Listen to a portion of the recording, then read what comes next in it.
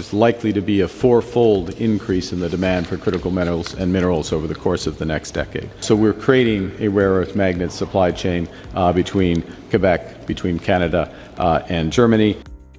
There is no doubt anymore. Trump's tariffs have pushed America's closest neighbor, Canada, to turn toward Europe.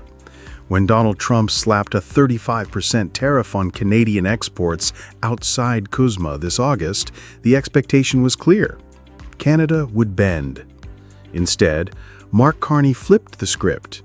He scaled back some counter-tariffs while keeping steel, aluminum, and autos protected, signaling that Canada would not give away its leverage. That shift opened the door to something larger. Rather than fight Washington blow for blow, Ottawa turned to Europe, using its vast reserves of copper, lithium, and rare earth minerals to build new alliances.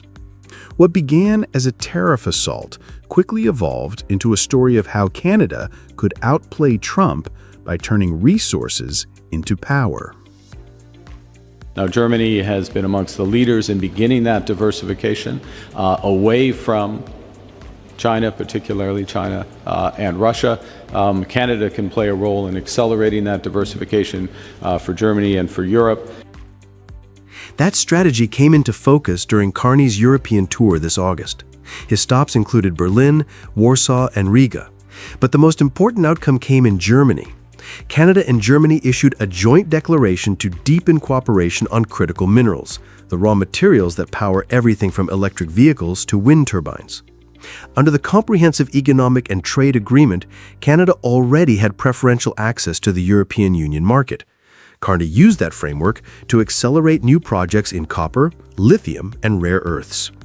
For Germany, the timing was critical. Since cutting energy ties with Russia, Berlin has been searching for secure supply chains. For Canada, the partnership provided not only an economic outlet, but also a political counterbalance to Trump's tariffs. Instead of depending solely on the U.S. market, Canada was locking in opportunities across the Atlantic with Europe's largest economy as a new anchor. What turned headlines into substance were the deals signed on the ground. In Berlin, Carney announced that Troy Gold, a Canadian mining company, secured a long-term copper supply contract with Arabis AG, a German smelting and recycling group. In Quebec, Tornat Metals entered into an agreement with VAC, one of the global leaders in rare earth magnets.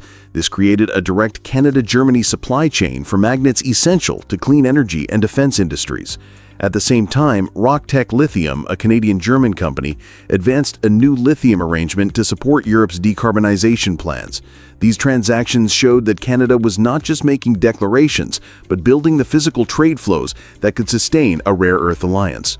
Industry experts note that global demand for critical minerals is expected to quadruple by 2035, according to the International Energy Agency. By acting early, Canada positioned itself as a secure supplier for Europe at a moment when the United States was driving uncertainty with new tariffs.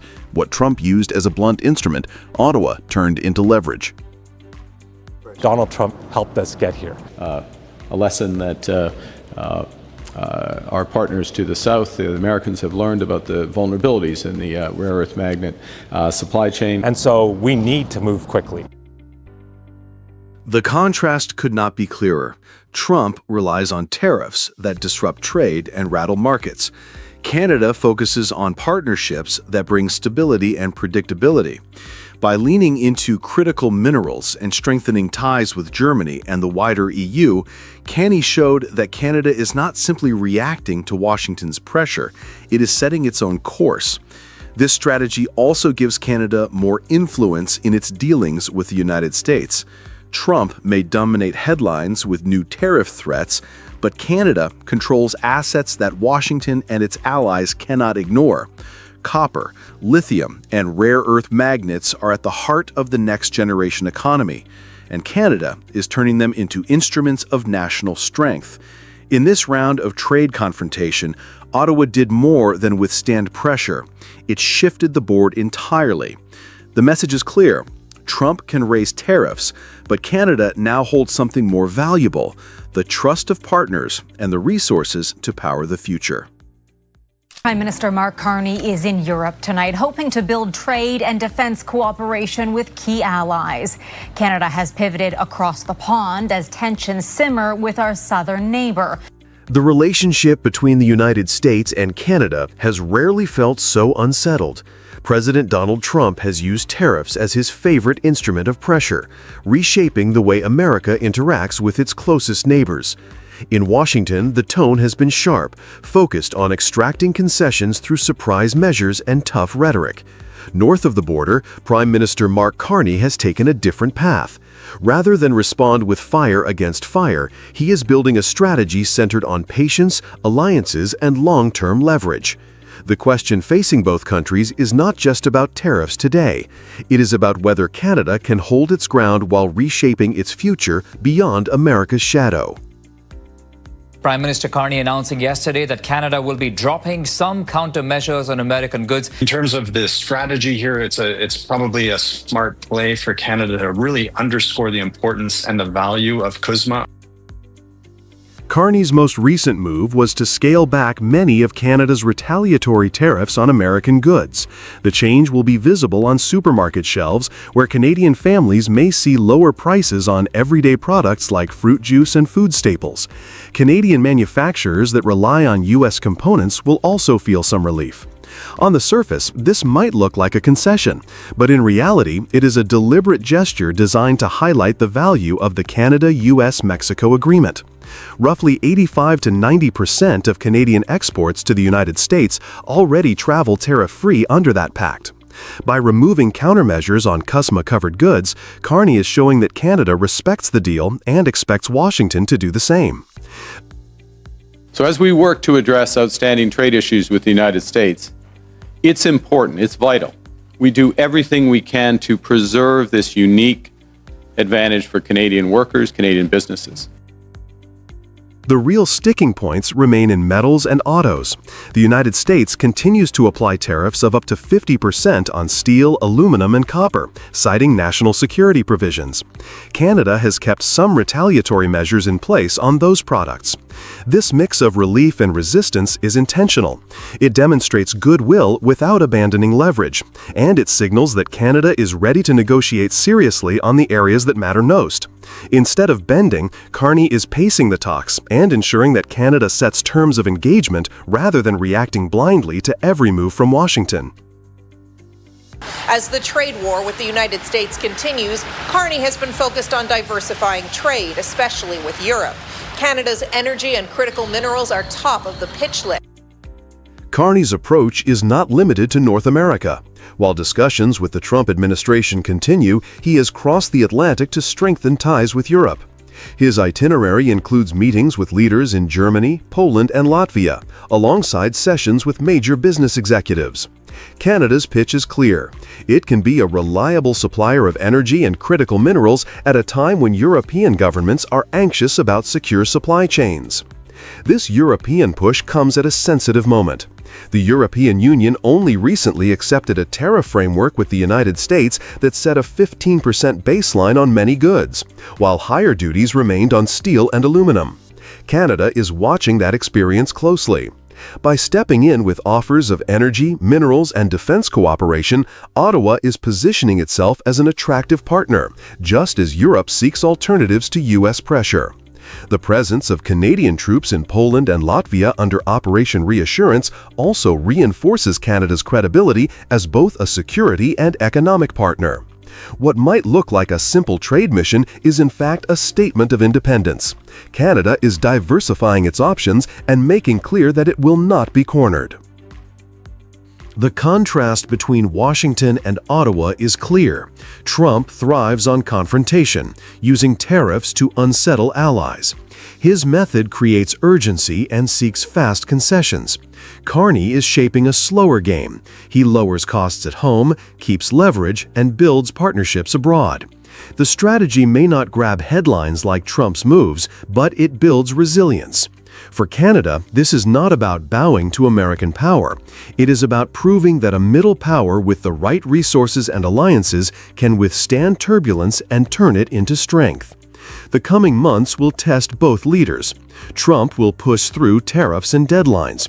Carney will counter with alliances and economic cards.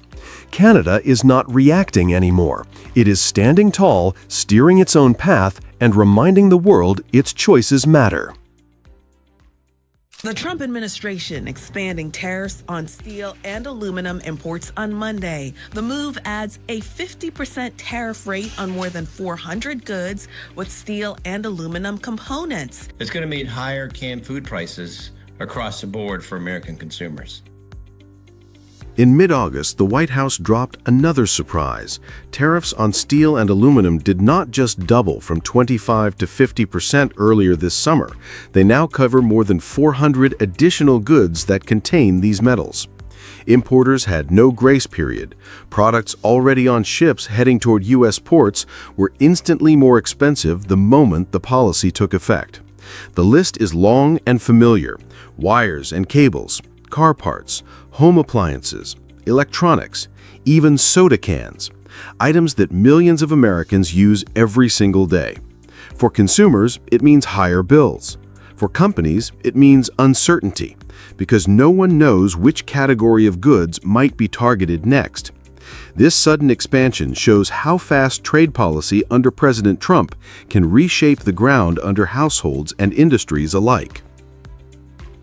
The impact is already visible in the numbers. According to the Producer Price Index released in late July, the price of domestic steel mill products was nearly 9% higher than a year earlier. Aluminum was up more than 13%. These are not abstract figures. They are costs that flow straight into the price tags of cars, refrigerators, and packaged food on grocery store shelves. Factories across the Midwest are feeling the strain. Primary aluminum is something that's always going to be imported into the United States, no matter what kind of tariffs we put on whatever it is. Manufacturers that rely on imported aluminum face higher costs, and they point out that certain types are not produced in the United States, so the tariffs add expense without offering a local alternative.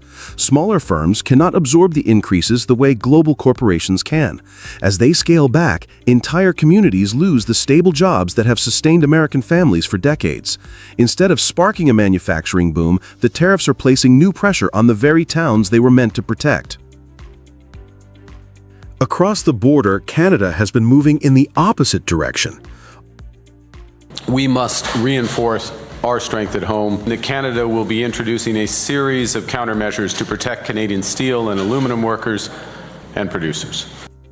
Ottawa responded quickly when Washington first raised tariffs earlier this year.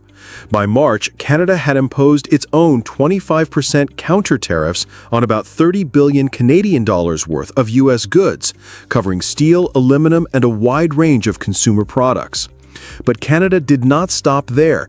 It introduced tariff rate quotas that limit how much foreign steel can enter the country, and expanded procurement rules so that only Canadian firms or trusted partners can bid on government projects requiring steel and aluminum. The government also prepared financial support for major aluminum producers if U.S. tariffs remain in place, ensuring that companies like Rio Tinto can maintain operations and jobs. This approach has a clear goal. While tariffs raise costs, Canada is using the moment to strengthen its domestic industry, protect workers, and stabilize supply chains. Ottawa is signaling that it will not simply accept American pressure. It is defending its own market while keeping its industrial core intact. The contrast is striking. In the United States, tariffs were sold as a promise to bring jobs back and make industry stronger. Yet the evidence so far points in the other direction. Higher steel and aluminum costs are feeding into inflation, squeezing companies and forcing layoffs at manufacturing firms that rely on imported metals. For American households, everyday purchases from canned food to family cars are becoming more expensive. Canada, meanwhile, has acted quickly and decisively to protect its own producers. Rather than being cornered, it has turned the trade shock into an opportunity to reinforce its industry. The result is a tale of two strategies. One is creating turbulence for consumers and manufacturers at home. The other is building resilience in the face of pressure. This is the test of tariff politics. Pushed too far, short-term protection ends up hurting the very workers it promised to defend. Trump's trade policy now shows how protection can backfire, raising costs at home while unsettling global commerce.